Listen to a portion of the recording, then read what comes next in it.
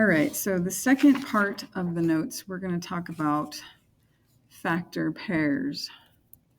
See that phrase right there, factor pairs. So what we're going to start with is listing all the factor pairs for some different numbers. And then we're going to look at factor pairs that have a specific sum. So let's start with this. I want to find all the factor pairs. Pairs is 2. So I'm looking for 2 numbers that multiply to create 36. When we talk about factors, we're talking about multiplications. The word factor means you have a product. You're writing something as a product. So when I look at 36, what I'm going to see first, and here's my instructions, start with 1. I have 1 and 36, because 1 times 36 is 36, right? 1 times 36 equals 36. And then I'm going to try 2. Okay, now notice what it says, divide by each number. Well, what we're talking about is going from 1 to 2 to 3 to 4. 36 divided by 2 is 18, which means 2 times 18 is 36, right? That means I have another factor pair. I'm just looking for 2 whole numbers that multiply to create 36. A little bit later, we'll work with negatives. For now, we're just going to use positives. 2 and 18. 36, is it divisible by 3? Yes. 36 divided by 3 is 12. So I have another factor pair. 3 times 12 is 36. Is 36 divisible by 4? Yes. I have 4 and 9. 36 divided by 4 is 9. Is it divisible by 5? No. Is it divisible by 6? Yes. 36 is 6 times 6, and there's my list of factor pairs. There are 5 of them. Okay. I don't need to keep going. 7 doesn't divide into 36. 8 doesn't divide into 36. I could do 9 and 4, but that's the same as the pair 4 and 9. So we're done. Anytime you have 2 that are the same, you're going to be at the end. Let's see, 48. 1 and 48. Is 48 divisible by 2? Yeah, certainly, because it's even. 48 divided by 2 is 24. There's my second factor pair. 2 times 24 is 48. Is 48 divisible by 3? Yes. Grab a calculator. Give it a try. 48 divided by 3 is 16. Is 48 divisible by 4? Yes. We get 12. 4 times 12 is 48. Is 48 divisible by 5? I'm going to grab my calculator and try it. Even though I should know by looking that it's not, because it doesn't end in 0 or 5. 48 divided by 5 is 9.6. Not a whole number. So 5 is not a factor of 48. 6? Yes. 48 divided by 6 is 8. Is 48 divisible by 7? Nope. My next factor pair would be 8 and 6, but that's the same as 6 and 8. So we're done. 24. We're going to do 1 and 24. 24 divided by 2 is 12. So 2 times 12 is 24. 24 is divisible by 3. You get an 8. 3 times 8 is 24. Is 24 divisible by 4? Yes, it's 4 times 6. 24 divided by 4 is 6. Is it divisible by 5? Nope. Divisible by 6? Yes, but 6 and 4, it's already in my list. So we're done. 56. Let's see what we have. 1 and 56. We always start with 1. So let's start with 1. Is 56 divisible by 2? Yeah, it's even. 56 divided by 2, we grab a calculator, we do it, we get 28. So 2 and 28. 2 times 28 is 56. Is 56 divisible by 3? Nope. By 4? Nope. By 5? Nope. By 6? Oh, it is divisible by 4. I missed one. It is not divisible by 3. It is divisible by 4. It's 4 and 14. Is it divisible by 5? No. By 6? No. By 7? Yes. 56 divided by 7 is 8. My next factor pair would be 8 and 7, but that's the same as 7 and 8. Okay? Just some thinking here as well. If 2 times 28, 28 is divisible by 2, I can get another 2, so 4 and 14.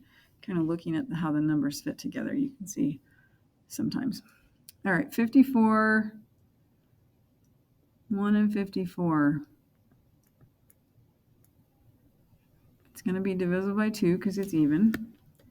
54 divided by 2 is 27. Is it going to be divisible by 3? Yes, because 27 is divisible by 3. 54 divided by 3 is 18. We had 3 and 18. Is 54 divisible by 4? Nope. Is it divisible by 5? No. 6? Yes. 6 and 9. And is it divisible by 7? No. By 8? No. 9 and 6 is already there, so we're done. All right, 60. My first factor pair is going to be 1 and 60. And then I'm going to do 2 and 30. I'm going to do 3 and 20. 60 divisible by 4? Yep. Is it divisible by 5? Yes. Divisible by 6? Yes. By 7? No. By 8? No. By 9? No. 10 and 6 are already there, so we're done. Okay, next page. Now we're going to find factor pairs that add up to a certain number. So I'm going to look for a pair of numbers that multiply to create one number and add up to another number. So our strategy here is going to be to list the factor pairs, add each of the factor pairs, and then find the pair that gives me the correct sum. The word sum just means add. S-U-M. Sum means add. So in number 13, and I'm going to keep using that word. I need you to know the math vocabulary. So I need two numbers that multiply to create 16, but they have a sum of 10. I need them to add up to 10. So I'm going to start by listing all the factor pairs of 16. Remember, I'm looking for a pair of numbers that multiply to create 16 and add up to 10. So I need a pair of numbers. So we'll start with the factor pairs. We want whole numbers again. 2 and 8. 16 divisible by 3? No. By 4? Yes. 4 and 4. Now I need a sum of 10. 1 and 16 add up to 17. That's not the right sum. 2 plus 8 is 10. That's the one I want. So the factor pair I was looking for, 2 and 8. Remember it said find a pair of numbers. So my answer is going to be that factor pair, 2 and 8. A pair of numbers. 2 times 8 is 16. 2 plus 8 is 10. Okay, I need for my next one, multiply to 42, add up to 17. So I need a sum of 17. I'm going to list all the factor pairs. 1 and 42, 2 and 21. Is 41 divisible by or 42 divisible by 3? Yes, because 21 is. 42 divided by 3 is 14. We can grab a calculator and do that. Is it divisible by 4? No. By 5? No. By 6? Yes. 6 and 7. That's my last factor pair. So the next one will be 7 and 6, already there. Okay, find the sums. Add up your factor pairs. 1 plus 42 is 43. That's not it. Way too big. 2 plus 21 is 23. 3 plus 14 is 17. That's what I was looking for. Factor pair that I wanted, 3 and 14. Find a pair of numbers that add or multiply to create 42 and add up to 17. 3 and 14 is it. Okay, next one. Again, feel free to pause the video and try one of these, or more than one, on your own. Multiply to create 28, add up to 11. So I need 1 and 28. I'm going to list all the factor pairs, 2 and 14. That's not it. 28 divisible by 3? No. By 4? Yes. By 5? No. By 6? No. 7? That's already there. Okay. Oh, look. Sum of 11, that's going to be my 4 and 7. The more you practice with these, the easier they'll get. 1 plus 28 is 29. That's not it. 2 plus 4 is 16. 4 plus 7 is 11. That's the sum that I'm looking for. So my factor pair, the pair of numbers that multiply to create 28 and add up to 11, that's 4 and 7. This is going to be super useful when we get to factoring. We're going to be finding these kinds of number combinations. Okay, next one. I want them to multiply to create 18, but I need them to add up to or have a sum of 11. So 1 and 18, 2 and 9. I'm going to list my factor pairs. 18 divisible by 3? Yes, 3 and 6. Is 18 divisible by 4? Nope. By 5? Nope. 6 and 3 are already there. Okay, the sum of 19. 1 and 18 add up to 19. 2 and 9 add up to 11. That's the one I want. All right. Sometimes you'll see it fairly quickly, and other times you need to go through this very structured process where you list the factor pairs and check them sums until you find the one that works. Okay, number 17. Multiply to create 45, add up to 18. I'm going to list my factor pairs, and then I'm going to find the sum of each of those factor pairs. 1 and 45, not divisible by 2 because it's not even, but it is divisible by 3. 3 and 15. Is it divisible by 4? Nope. By 5? Yep. 6, 7, 8? Nope. All right, there's my complete list of factor pairs. 1 plus 45 is 46. Did you already see it? 3 plus 15 is 18. That's the one I'm looking for. Like I said, the more you practice with these, the easier they'll get. Math takes practice. Number 18, multiply to 30 and add up to 11. So I'm going to start by listing my factor pairs. Remember your instructions. List the factor pairs, add each factor pair, and find the one that gives you the correct sum. So I'm going to list all the factor pairs of 30, starting at 1 and 30. I'm just going to go through with this very structured approach. We won't miss the correct pair. 3 and 10. Is 30 divisible by 4? Nope. By 5? Yep. 5 and 6. Oh, that's going to be the pair that works, right? Because 5 plus 6 is 11. So 5 plus 6 equals 11. So the factor pair that I wanted is 5 and 6. All right? Be thinking as you write them down. That would help too. But so you can tweak the process a little bit, shorten it, but find the correct factor pair. Okay, multiply to 32 and add to 12. 1 and 32. 2 and 16. 32 divided by 2 is 16. Is 32 divided by 3? Nope. By 4? Yep. By 5? Nope. By 6? Nope. All right. There's all our factor pairs. I need a sum of 12. That's 33. This is 18. See, it's the last one, isn't it? 4 and 8 add up to 12. So the pair of numbers that multiply to create 32 and add up to 12 is 4 and 8. Number 20. Multiply to create 52, add up to 28. So I'm going to do 1 and 52 as my first factor pair. I'm going to list the factor pairs and then find the sum for each of them. 2 is going to divide into 52 because 52 is even. You get a 26. 52 divided by 2 is 26. Grab that calculator, make it work. Let's see. Is 52 divisible by 3? Test it out. Nope, it's not. Is it divisible by 4? 4 and 13. Look, that 26 is 2 times 13. It's kind of like we shoved an extra 2 over there, kept a 13 over there. Yep, that's it. 13 is prime. We don't have any other factors.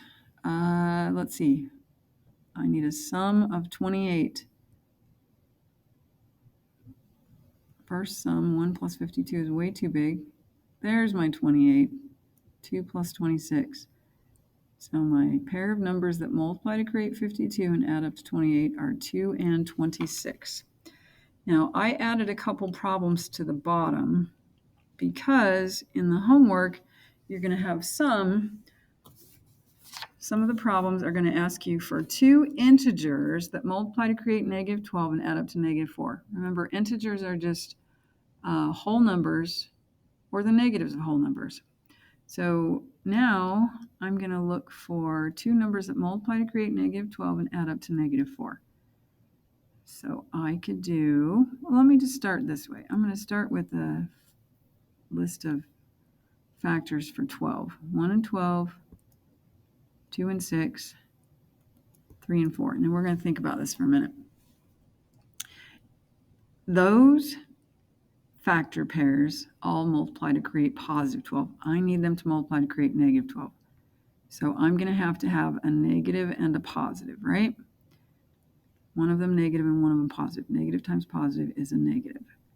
Now I want you to think about this list and why we're just going to skip this list. Negative 1 times 12 is negative 12, but negative 1 plus 12 is 11, right? So when I do the sum, this sum is positive 11. This sum is positive 4. This sum is positive 1. Now notice what happens when I put the negative on the smaller number. My sum is positive.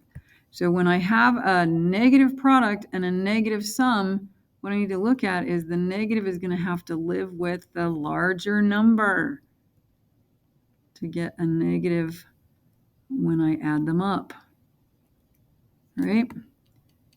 So the negative will have to be on the larger number. So for this one, the sum is negative 11. That's not it. There it is, negative 4. That's what I want, right? Sum of negative 4. 2 plus negative 6 is negative 4. So my factor pair that's going to work for me, 2 and negative 6. Okay, we're always thinking. Multiply to create 10 and add up to negative 7. So sum of negative 4. Okay, multiply to create 10 and add up to negative 7. So this time, think about it, I'm going to have two negatives because negative times negative turns into a positive, but in order to get a negative sum, I'm going to have negatives somewhere. So let's take the factor pairs for 10. 1 and 10, 2 and 5. That's all we've got, right?